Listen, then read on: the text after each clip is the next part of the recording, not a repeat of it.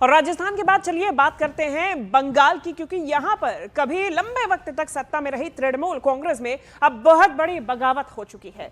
विधानसभा के बाद अब पार्टी संसद में भी टूटने की कगार पर आ गई है। टीएमसी के सांसदों का एक बागी गुट आज लोकसभा अध्यक्ष ओम बिरला से मुलाकात करेगा और यह जानकारी सूत्रों के मुताबिक सामने आ रही है। सूत्रों के मुताबिक टीएमसी सांसदों का यह बागी गुट लोकसभा में अभिषेक बनर्जी की जगह काकोली घोष को फ्लोर लीडर यानी कि सदन में पार्टी के नेता के तौर पर मान्यता देने की मांग उठा सकता है। लोकसभा में टीएमसी की पूर्व चीफ व्हिप रही काकोली घोष ने दावा किया है कि उनके साथ करीब 20 सांसदों का समर्थन है। बागी टीएमसी सांसदों ने अलग खेमा बनाते हुए एनडीए में शामिल होने की इच्छा भी जताई है। इसके लिए एक पत्र भी लिखा है। ये जानकारी जो सामने आई है ये टीएमसी के लिए बहुत अच्छी खबर नहीं है, क्योंकि इसके पहले विधायक भी टीएमसी से अलग होकर टूट चुके हैं। पिताजी भी लड़ते लड़ते मरे। मैं उस फैमिली से हूँ। मेरा सर कटेगा लेकिन झुकेगा नहीं। मैं बहुत सह लिया। ऐसा जो विश्वासघात बोलता है उनको ये याद रखना चाहिए कि मैं 2011 में ममता बनर्जी मुख्यमंत्री बनने का बाद यहाँ नहीं आई। मैं 40 साल से यहाँ लड़ रही हूँ। और न्यूज 18 इंडिया से खास बातचीत के दौरान भी काकोली घोष ने यही तेवर दिखाए और बताया कि आखिर क्यों ऐसी नौबत आई कि उन्हें ममता से अलग राह चुननी पड़ी। बातचीत करने के लिए काकोली घोष हैं, जो कि ममता बनर्जी से राजनीतिक तौर पे 40 साल से जुड़ी हुई हैं। मैम, क्या ऐसी वजह रही कि 40 साल से जो राजनीतिक रिश्ता था आप लोग को तोड़ना पड़ा? और ये भी जानना चाहेंगे कि मौजूदा में आप लोग के पास कितने सांसद हैं? आप लोग का जो खेमा है टीएमसी का 20 सांसद ने आज हस्ताक्षर करके हमने माननीय स्पीकर महोदय को चिट्ठी दिया कि हम अलग से बैठ के केंद्रीय सरकार राज्य सरकार से तालमेल के काम करना चाहते हैं। हमारे वहाँ जो संसदीय क्षेत्र है उसमें और राज्य का उन्नति चाहते हैं। देश को सुरक्षित रखने के लिए हमारे बस में जितना भी ताकत है हम देश को सुरक्षित रखना चाहते हैं। अलग हो रहे हैं और अपने आप को एक नया ग्रुप के तौर पे अपने आप को लोकसभा में रखेगा, तो वजह क्या रही मुख्य तौर पे? क्या ममता बनर्जी से नाराजगी थी या अभिषेक बनर्जी से? ऐसा जो राजनीति करते हैं 40 साल से राजनीति करते हैं, जिसका फैमिली में सब मंत्री रह चुके, सांसद रह चुके, वो हम आम जनता के लिए काम करते आए हैं, उसके लिए कोई खुद का एजेंडा नहीं होता, देश का एजेंडा होता है। मैंने कह दिया हम काम करना चाहते हैं आम जनता के लिए। ऐसा एजेंडा नहीं है कि किसी के खिलाफ हम जो उनका पॉलिसी जिसके लिए मतदाताओं ने उनको हटा दिया सत्ता से, हम मतदाताओं के साथ देने के लिए अभी हट रहे हैं। ये दूसरे लोग टीएमसी के अंदर से कहना है कि आप लोग के पास 13-14 सांसद है। क्या अपने सांसदों की संख्या को लेकर आप आश्वस्त हैं मैम? और आप क्योंकि चीफ व्हिप थी यहाँ, वहां भी उसी भूमिका में रहेंगी? जिन्होंने कहा 13 है ना, उनको दिखाने बोलिए। उनके पास तो होगा ना, नहीं तो कैसे कह दिया कि 13 है? तो उनके पास तो कुछ होगा। नहीं, जानकारी कुछ नहीं है। चिट्ठी मैंने लिखा, चिट्ठी में हस्ताक्षर मेरा है। 20 लोग हम लोग एक साथ में सिग्नेचर किया, तो ऐसा फजूल की बातें करने नहीं चाहिए। तो टीएमसी की अंदरूनी लड़ाई अब खुली बगावत का रूप लेती हुई दिखाई दे रही है। दिल्ली में टीएमसी सांसद शताब्दी रॉय के आवास पर बागी सांसदों की एक अहम बैठक हुई। बैठक में बापी हलदार, अबू ताहिर खान, असद कुमार मल और खलील और रहमान और साथ ही साथ में शर्मिला सरकार समेत कुल मिला के 8 सांसद मौजूद रहे। इस दौरान बंगाल सीएम शुवेंदु अधिकारी भी शताब्दी रॉय के घर पहुंचे। अब इसमें खास बात यह रही कि एक ही दिन में दूसरी बार शुवेंदु अधिकारी ने बागी सांसदों से मुलाकात की।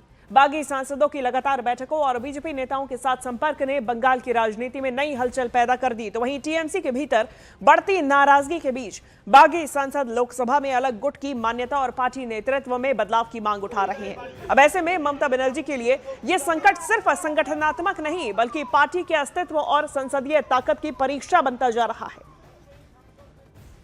कांग्रेस में एक जो बड़ी टूट की आशंका पहले से थी वो अब लगभग तय हो गई है। न सिर्फ राज्यसभा बल्कि लोकसभा के भी तमाम सांसद अलग गुट बना करके और तृणमूल कांग्रेस को दो फाड़ करने की पूरी रणनीति बना चुके हैं। भूपेंद्र यादव के घर पर भी बैठक हुई थी, वहां भी शुवेंदु अधिकारी थे और ये ऑपरेशन तृणमूल कांग्रेस काफी लंबे समय से चल रहा है। न सिर्फ विधायक काफी संख्या में पार्टी छोड़ के जा चुके हैं। राज्यसभा लोकसभा जो दोनों सदनों के एमपी हैं वो भी यहां से एक बड़ी टूट की तरफ इशारा कर रहे हैं। और अब ये वक्त की बात है कि कब लोकसभा स्पीकर के पास ये पूरा जो दल है वो अलग बैठने और अलग मान्यता की बात करता है। ये तमाम कानूनी पेचीदगियां भी हैं, लेकिन इतना साफ है जमीन पर कि तृणमूल कांग्रेस बुरे संकट में है। उस दिन जिस दिन ममता बनर्जी इंडिया ब्लॉक की बैठक में यहाँ पहुंची थी, उसी दिन ये बड़ा घटनाक्रम सामने आया। वहीं टीएमसी नेता मदन मित्रा ने बागी सांसद काकोले पर हमला बोला, तो वहीं बागी टीएमसी विधायक रीता ब्रता ने इसे तानाशाही की हार बताया। का मर्जी है, वो कर रही हैं। मैं तो काकोली नहीं हूं, कैसे उसका सवाल की जवाब मैं कैसे दूंगी? ये इनकी है, उसका मतलब है 20 एमपी मतलब 2/3 से ज्यादा। तो वो लोग क्यों किए हैं ये बोल नहीं पाऊंगा, मगर एक तानाशाही के खिलाफ लोगों का आवाज उठ रहा है और ये जामूरियत के लिए बहुत जरूरी है। तो उधर न्यूज 18 इंडिया से बातचीत में पश्चिम बंगाल सरकार के मंत्री दिलीप घोष ने कहा कि आज जो टीएमसी में हो रहा है उनका अंदाजा उन्हें पहले से ही था। यहाँ कलकत्ता में बहुत दिन से इस प्रकार ड्रामा चल रहे थे टीएमसी के लोग। भारतीय जनता पार्टी की सरकार बनाई है, उसका परफॉर्मेंस देखना चाहते हैं।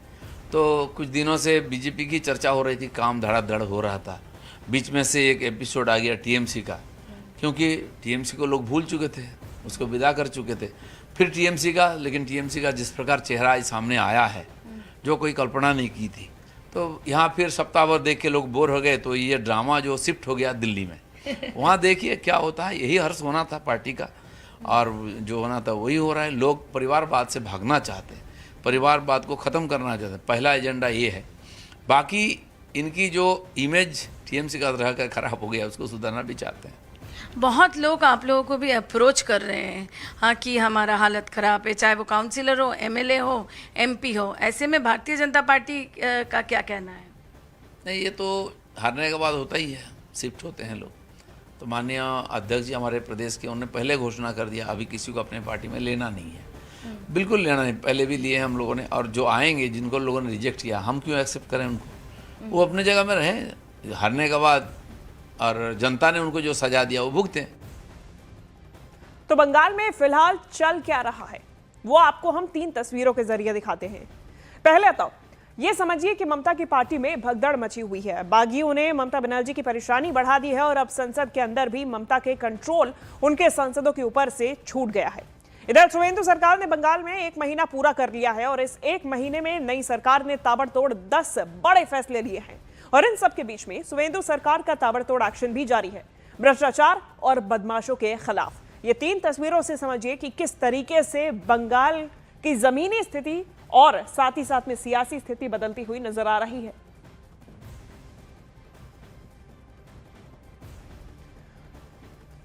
तो टीएमसी में आए भूचाल के बारे में तो आपने देखा किस तरीके से अब ममता बनर्जी की मुश्किलें बढ़ती हुई नजर आ रही हैं। लेकिन दूसरी तरफ अब चलिए आपको बताते हैं सुवेंदु सरकार के एक्शन की भी खबरों के बारे में। तो इससे पहले आपको हम ममता के करीबी महुआ मोइत्रा का वो सोशल मीडिया पोस्ट दिखाते हैं जिसके जरिए उन्होंने अपनी वफादारी साबित करने की कोशिश की है।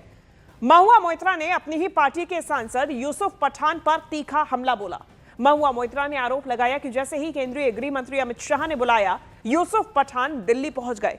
महुआ ने कहा, थोड़ा तो साहस दिखाओ, तुम भारत के लिए खेले हो, थोड़ी शर्म करो और हिम्मत रखो। महुआ के इस बयान ने टीएमसी के भीतर बढ़ते मतभेदों को उजागर कर दिया है और ऐसे में पार्टी में बगावत और नाराजगी के बीच ये बयान सियासी हलचल को और ज्यादा बढ़ावा दे रहा है। सियासी हलकों में यह चर्चा का विषय बन गया है।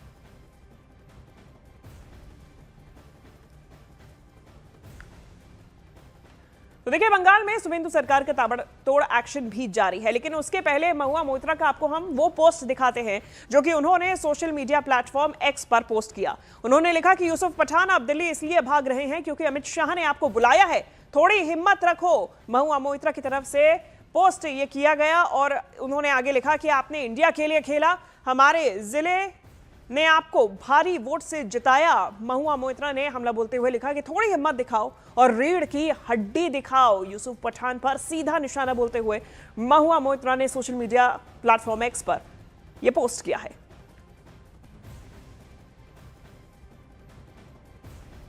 और बंगाल में सुवेंदु सरकार का ताबड़तोड़ एक्शन भी जारी है। तो चलिए आपको बताते हैं, ममता राज में भ्रष्टाचार के आरोपी और टोलाबाजी की वसूली करने वालों के खिलाफ बैक टू बैक एक्शन जारी है। टीएमसी के एक पूर्व प्रधान से सरेआम उठक बैठक लगवाई गई। पूर्व प्रधान पर टोलाबाजी का आरोप लगाया गया। विधाननगर के पूर्व मेयर सब्यसाची दत्ता को इसमें गिरफ्तार किया गया है। 2 दिन पहले ही विधाननगर के मेयर ने इस्तीफा दिया था और इसके अलावा ममता बनर्जी के उस पुष्पा के खिलाफ भी एक्शन हुआ जो चुनाव में जबरदस्त चर्चा में था। यह नाम है जहांगीर खान का। पुलिस ने टीएमसी के पूर्व विधायक जहांगीर खान को नेपाल भागने से पहले अरेस्ट कर लिया। दार्जिलिंग से पुलिस उसे कोलकाता लेकर पहुंची है।